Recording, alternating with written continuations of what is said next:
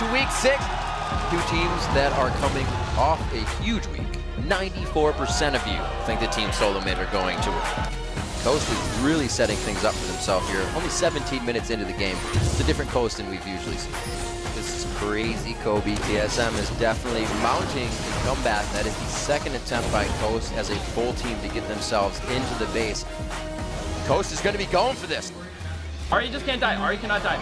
Can they destroy TSM's win streak?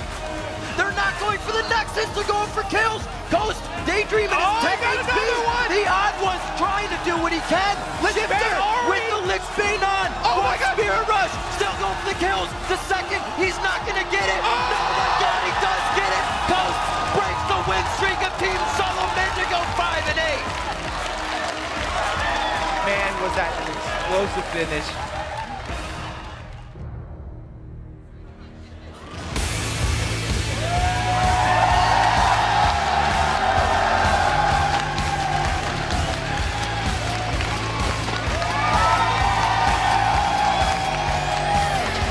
Welcome, ladies and gentlemen, to the North American League Championship Series. The house is packed here in Los Angeles for today's games.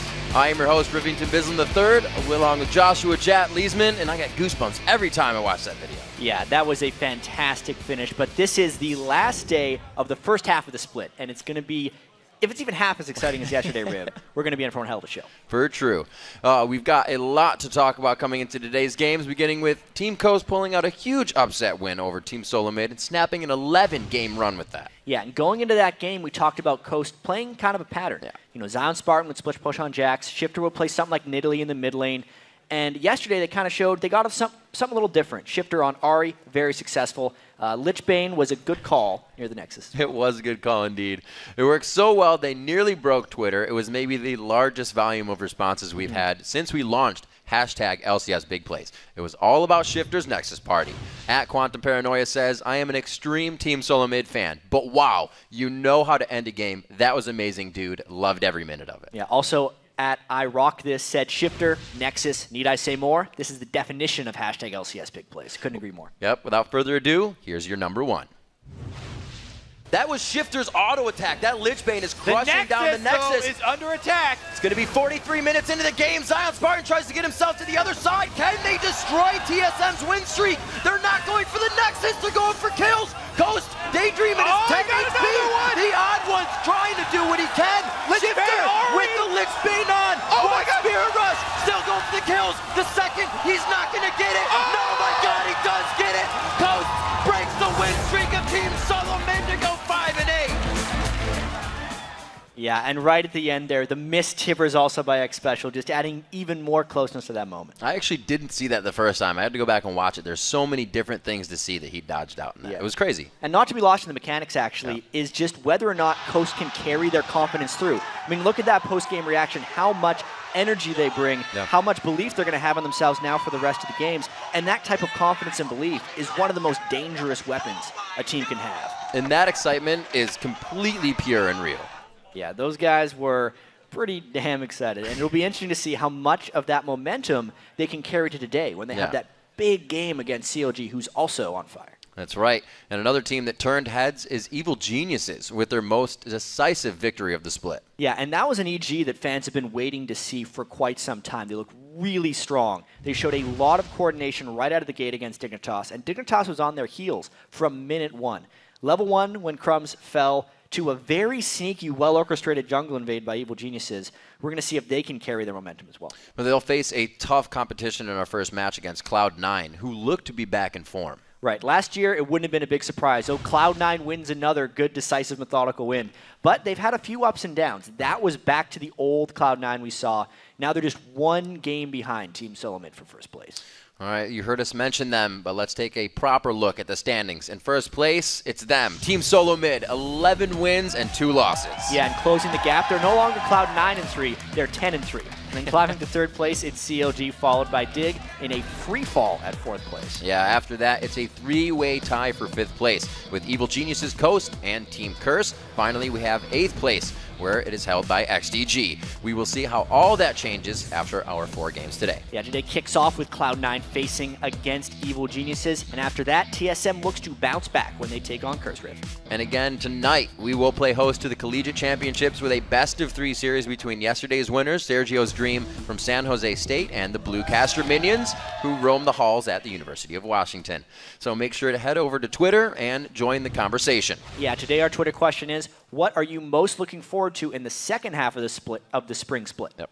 Send us your thoughts to @LOL Esports and be sure to use the hashtag LCS. As always, be sure we will be reading your favorite responses later in the broadcast. Now for a closer look at the NA LCS top lanes, let's send it over to Freak and Kobe. Thank you very much, Riv. I'm David Freak Turley here with Sam Kobe Hartman-Kensler, an awesome dude overall. Thank you. You're welcome. I just like compliments today. So far this split, we've seen the top lane dominated by tanks, bruisers, and bullies, but there's one pro coming out on top who proves that size doesn't mean everything. Top lane in general tends to be like bulkier, taller guys. He may look like he's the smallest top laner, but I think he's the most physically fit by far. I don't think he could take me out because I'm kind of fat, but I think he'd probably like take out anyone on my team. He has lots of muscle under there. I think there's correlation between all the big guys playing top lane. I'm not that tall, like around 5'3", 5'4". Yeah, in game balls doesn't feel small at all. He's actually pretty huge and he usually carries. Cell Division Pub, look at the damage coming out from Balls! Absolutely melts Fnatic down. Cyanide's going to try and save Soaz, but Cloud9 turned this fight on its head. My size doesn't really define me. Like, I'm still gonna try and get stronger, and I don't really care about all that stuff. I'm just focused on getting better overall.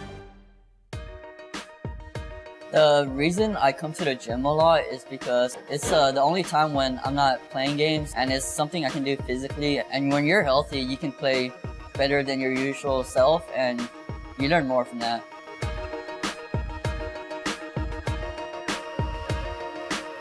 Balls has been doing it for a while. I think he was working out before he even came with us.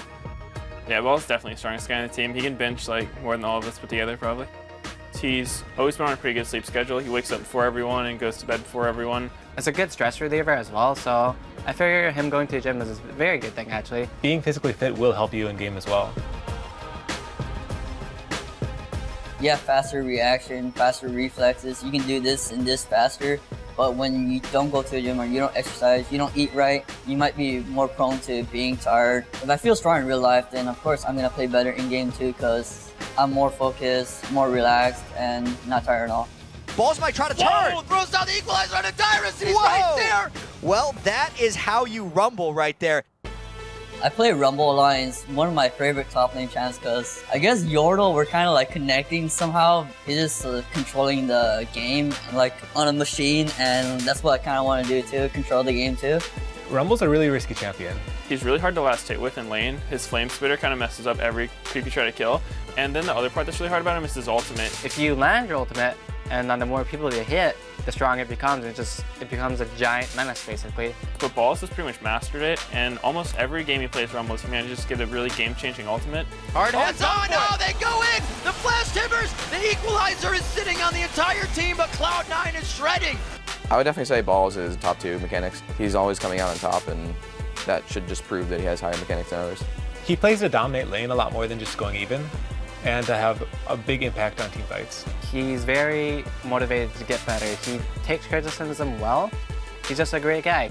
All the other top laners are really tall. It doesn't matter. I can still take them down. Yeah, Balls definitely has taken a lot of them down, but here to join us to talk about him some more, and the top lane in general, TSM's Dyrus and Curse's Quas. Guys, welcome to the desk. You guys have fought against Balls before. How tall does he feel in lane? Well, I've been 1 vs. 2 many times. And the only time I ever kill him is in scrims. So, yeah, wow. He's pretty big. Quas, any thoughts from you? Yeah, it's pretty hard to beat him in lane. He plays really smart and really aggressive, so always have trouble trying to keep up with him. Okay. What about his signature champion, Rumble, kind of fallen out of favor in the top lane? Dyrus, I know you used to play a decent amount of Rumble. Why no more? Personally, because he's a risky champion, just like Medio said in the interview, I'm not good enough to play him at all. Like, on a world stage, I think I've missed, like, more rumbles than I can count. And he's a really, really high, like, skill cap champion in terms of managing your heat, last hitting, 2 skill shots. Well, one of them is huge, but even then, like, if you miss it, you can single-handedly lose the game for your team. So, Kwasa, we talk about Rumble a little bit being, I guess he's unorthodox now. You have a bunch of really interesting top lane picks you brought out so far this season. Why the interesting champion pool? Well, I like to kind of be like an innovator, like try new things that could work. But recently I've been trying to adapt more to the meta and play the normal tanks, because it's really hard to pick up a new champion on top lane, because you have to, the whole team has to adapt to it. So even though sometimes it's benefited us in the past, and we have made up really cool comps, it can backfire, and it's most of the time it's safer to just go for like a really beefy tank. Okay, so I know I've seen you play some AP Trist in solo queue, and we actually saw SK bring AD Trist top lane actually over in the EU LCS. Yeah. Gonna see her anytime soon? Maybe. Maybe. Yeah. Please no. Why? Why no? Why no Tristana? That's season 1 stuff. We don't see no 1.5 AP ratios nowadays. Never seen that before in my life. It's only 1.2 now. Oh yeah. Okay, big difference. All right, so Darius, just for a general TSM question, how are you guys dealing with the loss that you guys got yesterday? Personally, at first, I was really, really bitter because I was just like disappointed and ashamed at like my own performance, and then us as a team. Like, we always tell ourselves to not get complacent, but the human mind, obviously, like if we win this much, we're gonna get a little complacent. I don't know, going into it and looking back at the replay, it was just like, I don't know, it's just really sad. It really just sucks to lose. And that's just how I feel. So what would you have done differently in that game? Well, I would have picked a different champion, and I think our picks were fine, though. I just think that I guess I would warm up more. I'm not blaming on that. I already warmed up, but when I say getting complacent, I mean playing like 2 or 3 solo queue games before, and then, you know, we tried something that level 1 for that game, and it was something like last minute. We just mentioned it, and then we all agreed and went for it, and then it went really, really poorly, and that just gave us a really, really bad start instead of like doing what we always do. Okay, so you guys are going to be playing later in the day. Kwas, I want to start with you. How do you feel about your matchup today? I think, well, I do respect Darius a lot, and top lane he has a lot of experience, so I think it should be a really good game, and yeah, I'm excited for it. So I have a more general top lane question. We are going to see another nerf to the Perseverance Mastery, which has played a big part in the rise of all these tanky champions in the top lane. Do you think with you know, Zad, Spartan having good showings on the carry top laners, are either of you guys going to pull some carry top laner champions out anytime soon? I think I will. Yes. We'll probably see Karthus out of him. I don't know. For me, I will see. I can't really tell my secrets. All right, so Darius, secretive. You don't know what's going on behind the mask. But guys, thank you very much for your time. Good luck in your games later today, or your game later today. And we've, of course, got to take a quick break. But when we come back, we're going to join our first match of the day with Muscle Man Balls and Cloud9 versus Evil Geniuses and Working Out with Snoopy. Don't go anywhere.